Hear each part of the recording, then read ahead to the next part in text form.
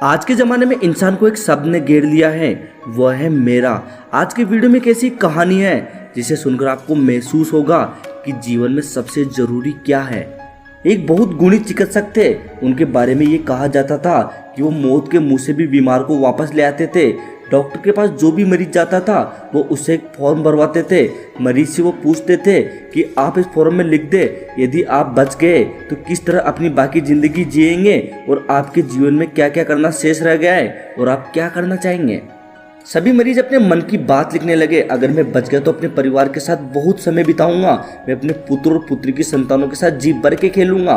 किसी ने जी भर के पर्यटन घूमने के शौक के बारे में लिखा, तो किसी ने तो ये भी लिखा कि मेरे द्वारा जिंदगी में यदि किसी को ठेस पहुंची है तो मैं उनसे माफ़ी मांगूंगा। किसी ने लिखा कि मैं अपनी ज़िंदगी में मुस्कुराना बढ़ा दूंगा, ज़िंदगी में किसी से भी शिकायत नहीं करूंगा और न ही किसी को शिकायत का मौका दूंगा, किसी का भी मन दुखी नहीं करूंगा और न ही ऐसा कोई काम करूंगा।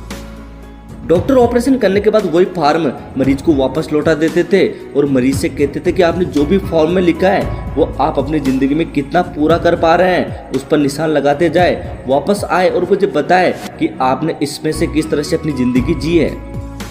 डॉक्टर ने कहा कि एक भी व्यक्ति ने ऐसा नहीं लिखा कि मैं बच गया तो मुझे किसी से बदला लेना है, अपने दुश्मन को ख़त्म करना है, मुझे बहुत धन कमाना है, अपने आप को व्यस्त रखना है। प्रत्येक का जीवन जीने का नज़रिया अपना अपना था।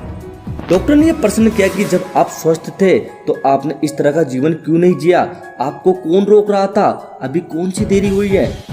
कुछ क्षण अपने जीवन में चिंतन करें, मनन करें, हमें अपनी जिंदगी में किस तरह का जीवन जीना शेष रह गया है। जो हम जीवन जीना चाहते थे बस इसी तरह का जीवन जीना प्रारंभ करें।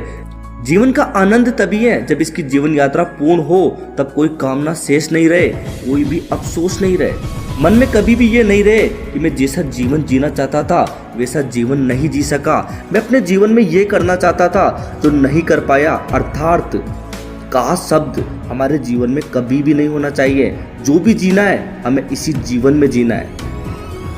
दोस्तों, इस छोटी सी कहानी के भावार्थ को अगर आपने समझ लिया तो समझो आपने जीवन के उस आनंद को समझ लिया जिसकी अनुभूति आप हमेशा पाना चाहते हो। दोस्तों, ऐसी और वीडियोज के लिए युवा लेखक को सब्सक्राइब जरूर कीजिए। धन्यवाद।